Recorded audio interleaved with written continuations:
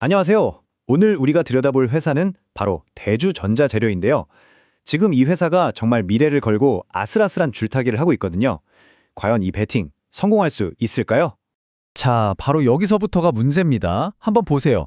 매출은 16% 넘게, 그러니까 엄청나게 성장하고 있는데 이상하게도 회사에 실제로 남는 돈, 바로 그 영업이익은 무려 30% 가까이 뚝 떨어졌어요. 정말 이상하죠? 그러니까요. 아니 어떻게 매출은 저렇게 막 치솟는데 이익은 거꾸로 갈 수가 있는 걸까요? 이게 바로 오늘 우리가 풀어야 할 가장 큰 숙제입니다. 자, 그럼 이 미스터리를 풀기 위해서 재무제표 안으로 한번 깊숙이 들어가 보시죠.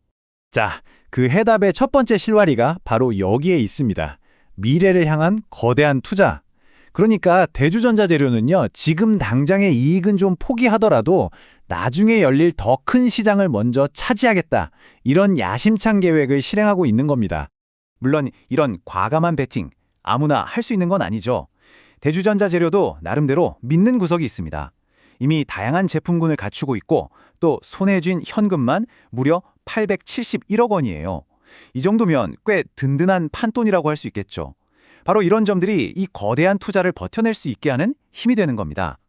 자, 그렇다면 도대체 어디에 이렇게 큰 돈을 쏟아붓고 있는 걸까요? 그 대상은 바로 앞으로 전기차 배터리 시장의 판도를 완전히 바꿔놓을 게임 체인저, 바로 실리콘 음극재입니다.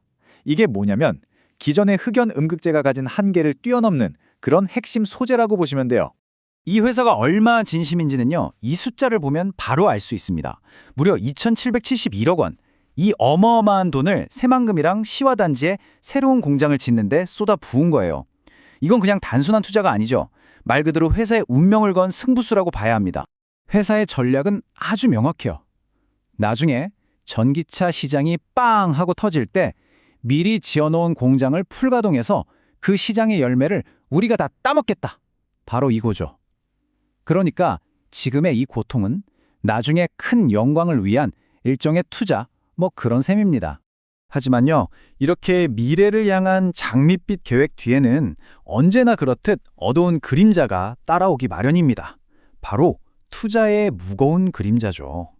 자, 지금부터는 이 야심찬 계획 때문에 현재 회사가 어떤 대가를 치르고 있는지 한번 들여다보겠습니다. 자, 다음 내용을 이해하려면 이 개념 하나만 딱 짚고 갈게요. 바로 영업활동 현금 흐름이라는 건데요. 어렵게 생각할 거 없고요. 그냥 장부상에 찍힌 이익이 아니라 회사의 주머니에 실제로 들어온 진짜 생돈, 진짜 현금이라고 생각하시면 됩니다. 우리 몸의 피와 같은 거라고 할 수 있죠. 자, 그런데 여기서 또 한 번 이상한 일이 벌어집니다. 아까 매출은 16%나 늘었다고 했잖아요.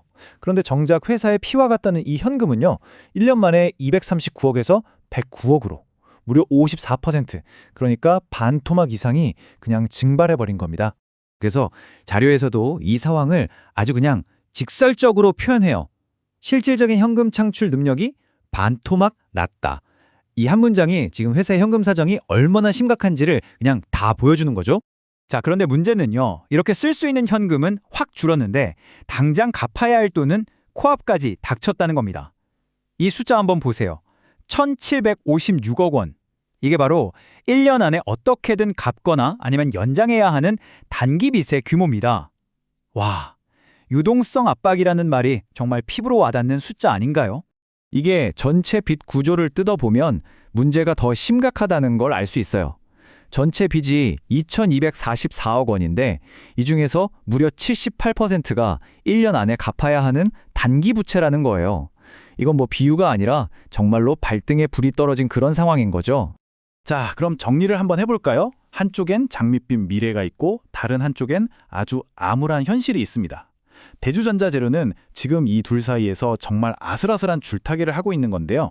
구체적으로 어떤 위험들을 안고 있는지 한번 짚어보겠습니다. 회사가 지금 당장 마주한 가장 큰 위험, 딱 세 가지로 요약할 수 있습니다. 첫째, 아까 말씀드린 단기 자금 압박. 둘째, 해외 자회사가 망하면 본사가 대신 빚을 갚아줘야 할 수 있는 위험. 그리고 셋째, 중국 거래처에서 돈을 떼일 수도 있는 소송 문제입니다.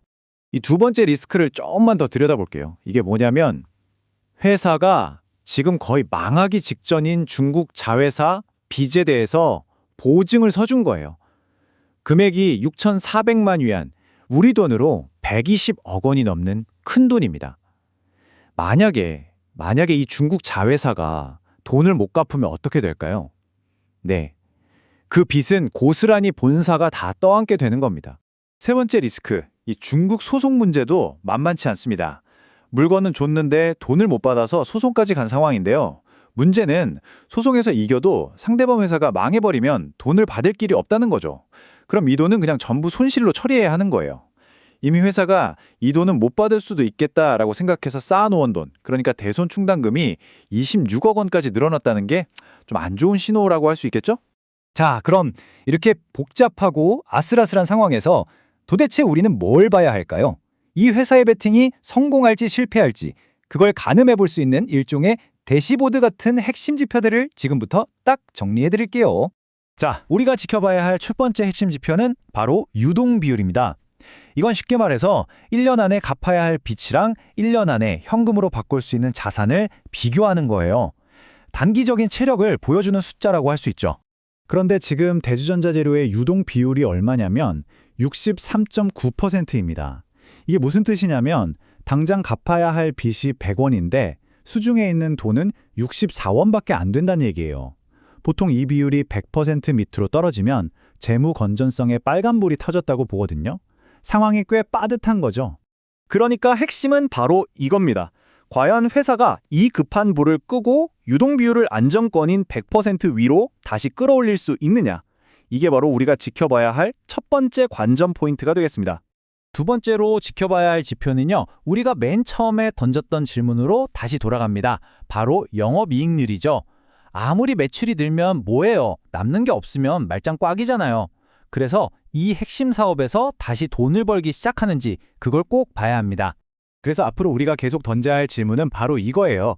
그렇게 큰 돈을 들여 지은 새 공장이 이제 좀 안정적으로 돌아가기 시작해서 예전처럼 두 자릿수, 그러니까 10%가 넘는 영업이익률을 회복할 수 있을 것인가? 이게 바로 이 회사의 미래를 결정할 두 번째 열쇠가 될 겁니다.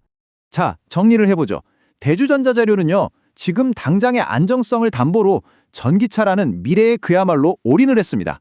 이 담대한 도박, 과연 이 회사를 시장의 압도적인 리더로 만들어 줄까요? 아니면 지금의 이 엄청난 압박을 이기지 못하고 결국 무너지게 될까요? 그 결과는 오늘 우리가 함께 짚어본 바로 이 핵심 지표들 속에 그 힌트가 숨어 있을 겁니다.